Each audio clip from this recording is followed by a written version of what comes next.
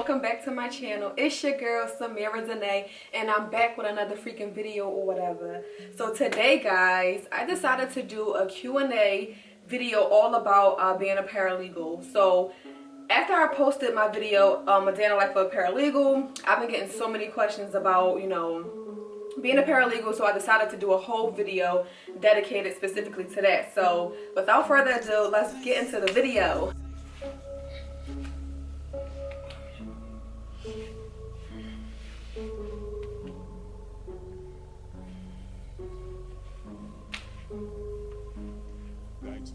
Okay, so the first question is, what led you to become a paralegal? So originally, guys, I wanted to be a lawyer. I wanted to be a family lawyer. So what led me to become a paralegal is I had took the LSAT twice.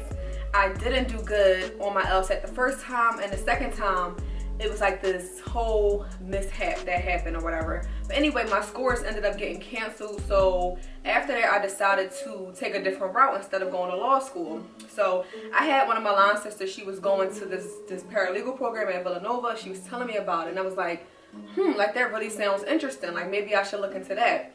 So I looked into that. I applied for the paralegal program and I got in. So that's what led me to that. Like I originally wanted to be an attorney, but it didn't go as planned, so I decided to take the route of being a paralegal. The next question is, do you need a degree to become a paralegal?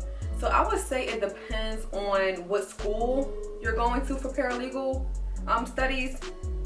The program I went to, you had to have a bachelor's degree in order to get into the paralegal program. So it just depends on what school you go to. Some might require an associate's degree, some might require for you to have a bachelor's degree. It just depends on the school. I also received questions about the paralegal program that I did. So like I said, I went to a paralegal program at Villanova University, which is a very good school. They had a continuing education department where the paralegal studies fell under. So for me, you was able to either get your paralegal certificate in 4 months or get it in a year. So I decided to take the route to do the whole year program, only because I was working as a TSS worker at the time. So it was just better for me to go to class at night and to do it for a whole year. So I would have like 2 classes a week. I would have like classes on like Tuesdays and Thursday. It'll be a different class on Tuesday, a different class on Thursday, and you'll have that class for like 6 weeks, and then you'll transfer over to different classes. So we took courses such as criminal law, we took family law, torts, contracts, intellectual property, estates and trusts, and that's all I can think of right now. So that's how that went. And once you finish the program, you basically just get a paralegal certificate.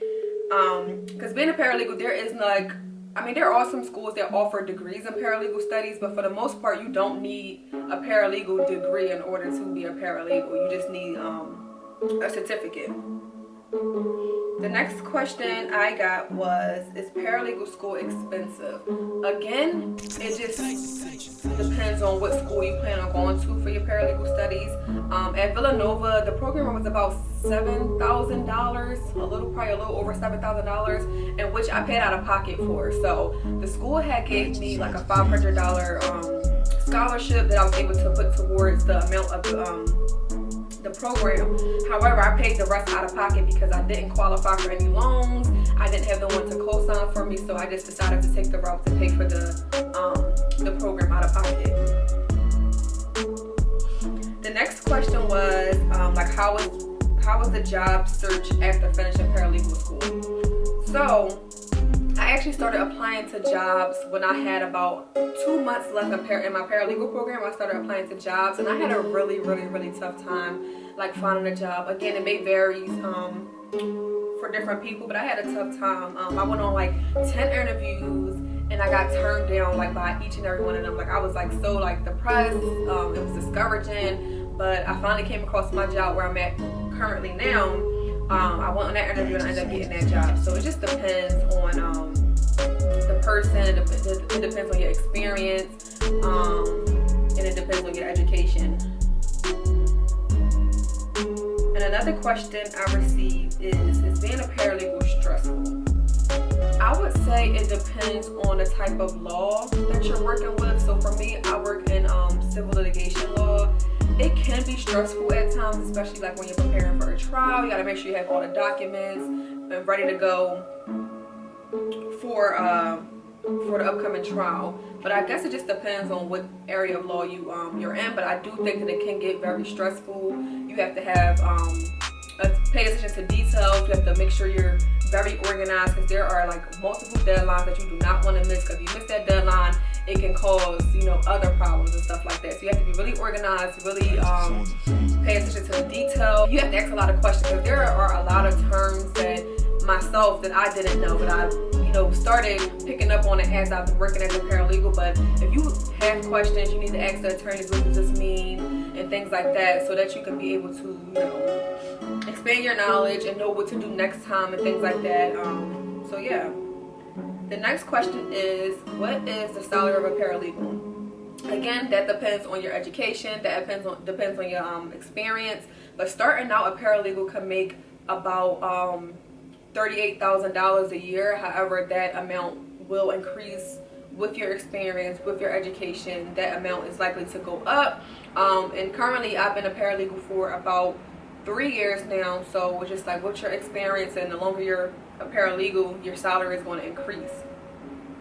So that was all of the questions that I had for the video, but I do just want to talk a little bit about, you know, my experience as a paralegal. So like I mentioned before, I do work in a civil litigation law firm. So we sue people for our clients. So I basically do a lot. Like, you know, a paralegal is basically, you're an assistant for the attorney. So you keep the attorney like on their toes. Like, you let them know like when deadlines are coming up. You draft documents for them, you file documents for them, you file complaints. You basically do all the work behind the scenes, and the attorney literally takes everything that you do and takes it to court once it's time to go to trial, or once it's time to go to a settlement and things like that. But the paralegal really handles everything behind the scenes. So being a paralegal is a very important job. Like I said before, you really need to be organized, like have spreadsheets with your deadlines that are coming up, have templates for different motions you have to draft and file and things like that. You really have to pay attention to detail, you know, just pay attention to detail, because the little details are going to count. You may, like when you're drafting a document, you got to just know like what you need to change and what you don't need to change, and make sure you're putting the correct date on there, make sure you're putting the correct client on there. You just have to pay attention to the little details. You have to be really organized. You have to ask questions. Don't be afraid to ask questions, because if you don't ask, you're not going to know. The more questions you ask, the more you're going to learn about, you know, the legal field, and the more better off you're going to be. It's like you ask, and you know, have your attorney sit down with you and explain how to do something, and once you sit down with them that one time, you can go ahead and you can do it, you know, by yourself going forward. But just don't be afraid to ask questions, and don't be afraid to make mistakes. Like, I made mistakes, you know, all the time I make mistakes, but you learn from those mistakes. You learn what not to do going forward. You know, just, you know, you gotta be able to take constructive criticism, being able to just, you know, take what somebody is telling you and really, you know, implement it, and make, really implement it and work harder, and, you know, figure out the solution to the problem, and figure out how you can, you know, avoid problems in the future. But overall, being a paralegal is a really, I enjoy it. It's really interesting to me. I really enjoy it. And now that I'm a paralegal, I don't even think I want to even attempt to go to law school anymore. I'm happy, I'm content where I am as a paralegal, and yeah, I learned so much over, you know, the 3 years that I've been a paralegal. I learned so much. But yeah, and you know, you can make a lot of money being a paralegal as well. But you know, I really would recommend people to become paralegals if you want to. Like, if you're interested in a law field and you don't necessarily want to be a lawyer, you know, I really feel that paralegal is the way to go. It definitely is. You're always learning. It's always something different, always something new. So yeah, so I would say become a paralegal. So guys, that is the end of this video. Be sure to like, comment, and subscribe. Join the gang or whatever. And if you guys have any more questions pertaining to me being a paralegal, be sure to comment below. I will respond back. I have been responding back to a lot of people asking me questions about, you know, being a paralegal. Cause yeah, I like helping other people. I like giving them, you know, insight on, you know, what it takes to be a paralegal and things like that. So yeah, And if you guys didn't watch my video, A Day in the Life of a Paralegal, check that video out. I may do another video like that soon, but again, because I work with so much confidential information, there's only so much that I can do in those type of videos, because I can't, you know, really show you what I do in detail without, you know, breaking confidentiality between the attorney and the client. So yeah, so I'll see you guys in the next vlog. Bye guys. Peace.